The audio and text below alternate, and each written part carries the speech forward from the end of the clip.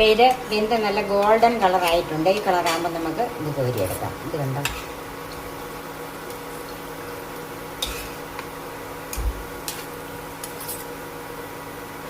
മധുരക്കിഴങ്ങ് വട റെഡിയായി. ചീനിക്കിഴങ്ങ് ആയതുകൊണ്ട് പ്രമേഹ രോഗികൾക്കും കഴിക്കാൻ പറ്റിയതാണ്.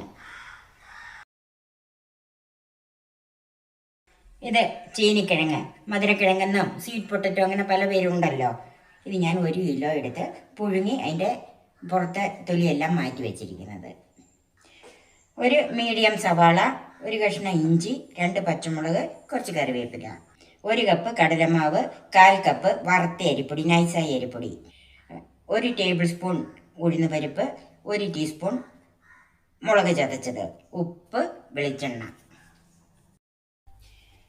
സവാളയും ഇഞ്ചിയും പച്ചമുളകും കറിവേപ്പിലയും എല്ലാം ചെറുതായിട്ട് അരിഞ്ഞു വെച്ചിട്ടുണ്ട്. ഇനി ഇതിന് ഒന്ന് വറവിടാനുണ്ട്. അതിന്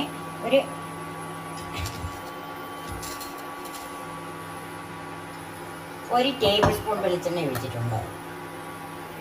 അതിലേക്ക് ആദ്യമേ ഉഴുന്ന് പരിപ്പ് ചേർത്ത് കൊടുക്കാം.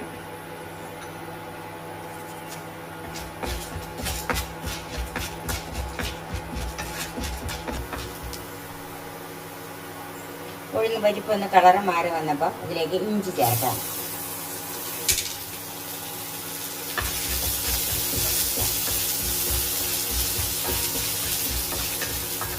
സവാള ചേർക്കാം. പച്ചമുളകും കറിവേപ്പിലയും കൂടെ ചേർക്കാം.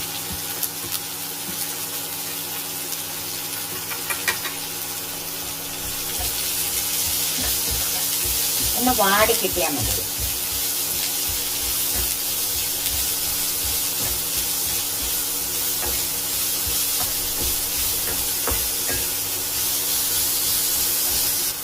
സവാളയൊന്ന് വാടി വന്നിട്ടുണ്ട്. തീ ഓഫ് ചെയ്യുക.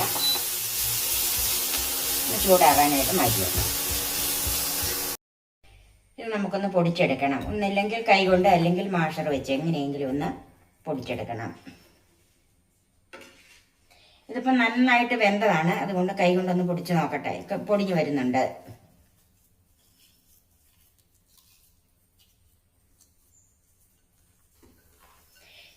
ഇത് ഉപ്പിടാതെയാണ് വേവിച്ചിരിക്കുന്നത്. കുക്കറിൽ ഒരു 3 വിസിൽ കേൾപ്പിച്ചതാണ്. പിന്നെ നന്നായിട്ട് പൊടിഞ്ഞ് കിട്ടിയിട്ടുണ്ട്. അതിലേക്ക് വറുത്ത് വെച്ചിരിക്കുന്ന വറവ് ചേർക്കാം.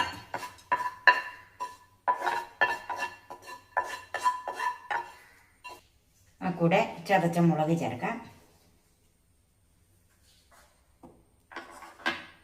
ഇതിനാവശ്യത്തിനുള്ള ഉപ്പ് ചേർക്കാം.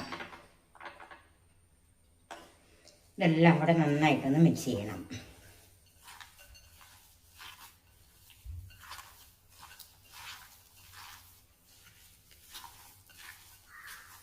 ഈ പച്ചമുളകിൻ്റെ എരിവ് മാത്രം മതിയെങ്കിൽ അങ്ങനെയും ചെയ്യാം കേട്ടോ. ചതച്ചമുളക് ചേർക്കണ്ട. ഇത് അടി തട്ടി നന്നായിട്ട് മിക്സ് ചെയ്ത് കൊടുക്കണം.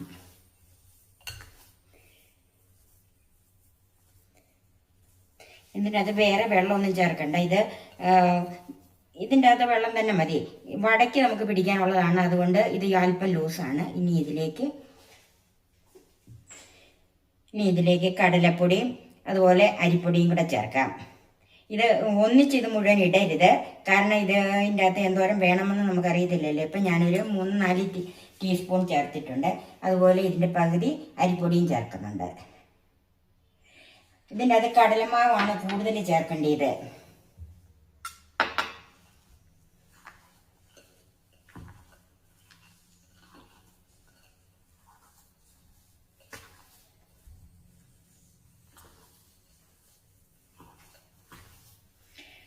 ആദ്യം ചേർക്കുന്ന പൊടികൾ നന്നായിട്ട് മിക്സ് ആയിട്ട് അടുത്തത് ചേർക്കാവുള്ളൂ. എന്നിട്ടൊന്ന് നമ്മൾ വടക്കലുള്ള രീതിയിലൊന്ന് പിടിച്ച് നോക്കണം. എന്നിട്ടും ആയില്ലെങ്കിൽ വേറെ പൊടികൾ ചേർത്ത് കൊടുക്കാവുള്ളത്. ഇത് ഇപ്പോഴും വടയ്ക്ക് ഉരുട്ടുന്ന ആ പരുവമായിട്ടില്ല.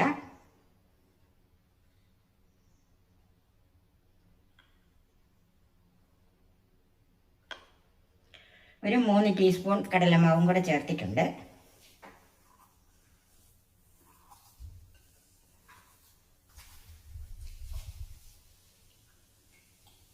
ഈ അരിപ്പൊടിയും കൂടെ ചേർക്കുവാണ്.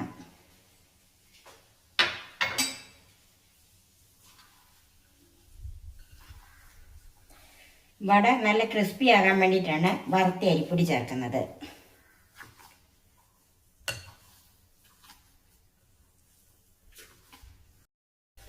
ഇപ്പം ദേ വടയുടെ പരുവത്തിന് കുഴച്ച് വെച്ചിട്ടുണ്ട്. ഞാൻ കടലമാവ് പകുതിയെ എടുത്തിട്ടുള്ളൂ, അരിപ്പൊടി മുഴുവനും ചേർത്തു. ഇതുണ്ട്, ഇങ്ങനെ മുറുകിയിരിക്കണം, ഇതുപോലെ കിട്ടണം.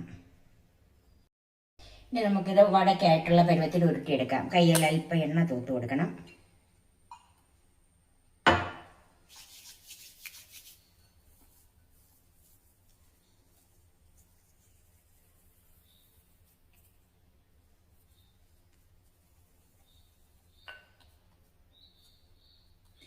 ഒന്നുകിൽ ഇത് പരിപ്പ് വടയുടെ രൂപത്തിൽ ഇങ്ങനെ ആക്കാം. ഞാനിപ്പോൾ ഇത് ഉഴുന്ന് വടയൊക്കെ ഉണ്ടാക്കുന്ന അകത്തൊരു കിഴുത്തേക്ക് ഇട്ട് ആ രൂപത്തിലാണ് എടുക്കുന്നത്.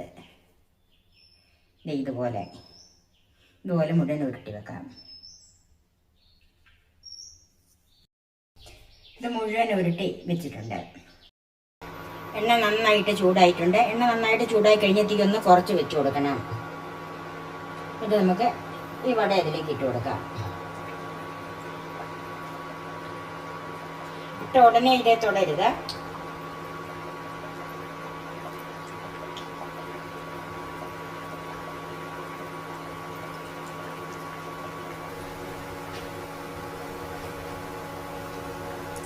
ഒരു 1-2 മിനിറ്റ് കഴിഞ്ഞിട്ട് ഇത് ഒന്ന് തൊടാവുള്ള. ഇതൊന്ന് വരുന്നേ ഉള്ളൂ. ഇപ്പൊ വലിയ ബബിൾസ് ഒക്കെ ഒന്ന് കുറഞ്ഞിട്ടുണ്ട്. ഇനി ഒന്ന് തിരിച്ചിട്ട് കൊടുക്കാം.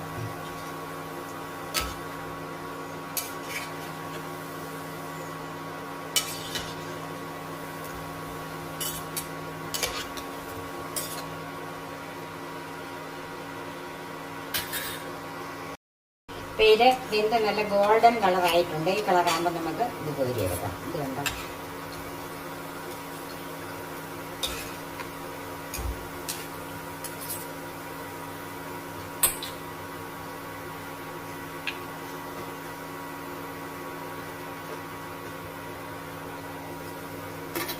മധുരക്കിഴങ്ങ് വട റെഡിയായി. ബാക്കി നമുക്ക് ഇതുപോലെ വറുത്തെടുക്കാം. മുഴുവൻ വടയും വറുത്ത് കോരിയിട്ടുണ്ട്. നല്ലൊരു ടീ ടൈം സ്നാക്കാണ്. വൈകുന്നേരങ്ങളിൽ കട്ടൻ കാപ്പിയോടൊപ്പം കറുമുറ കഴിക്കാൻ പറ്റിയ നല്ലൊരു സ്നാക്ക്. ഇത് ചീനിക്കിഴങ്ങായതുകൊണ്ട് പ്രമേഹ രോഗികൾക്കും കഴിക്കാൻ പറ്റിയതാണ്. നിങ്ങളെല്ലാവരും ഇതൊന്ന് ട്രൈ ചെയ്ത് നോക്കണം. എൻ്റെ ഈ ചാനൽ സബ്സ്ക്രൈബ് ചെയ്യാനും എൻ്റെ ഫേസ്ബുക്ക് പേജ് ലൈക്ക് ചെയ്യാനും ഷെയർ ചെയ്യാനും കമൻസ് അറിയിക്കാനും മറക്കരുത്. പുതിയ പുതിയ വിഭവങ്ങളുമായി നമുക്ക് വീണ്ടും കാണാം. ഞാൻ സോഫി കുര്യാക്കോസ്.